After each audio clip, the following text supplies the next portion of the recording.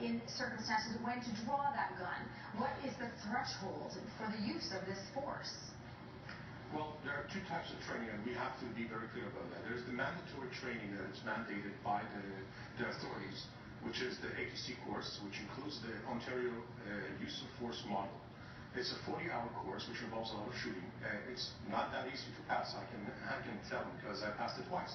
And it requires very high levels of skills and comprehension of when and where and how to use a firearm.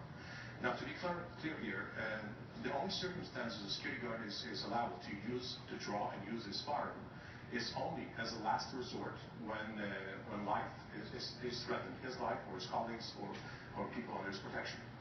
And in this case, I'm not familiar with the particulars, but I assume that that's what a security officer felt, that his life was threatened, which should be the only reason that would have caused him to use his firearm.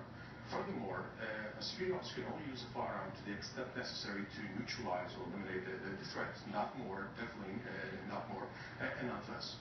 Which means that there's a very, very specific prohibition of use of excessive force.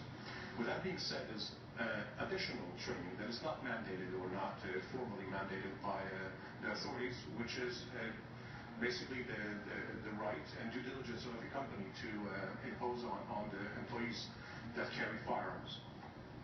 In this particular case, with our company, with Valguard, we add another course, which is called an ACSP, an Armed Career Service Provider course. It's a 50-hour course, which stresses the different scenarios that the guard can encounter, whether on duty or off duty, on a break, as was in this case, and really tries to condense into a matter of seconds the decisions that has to be taken into consideration when something like that happens.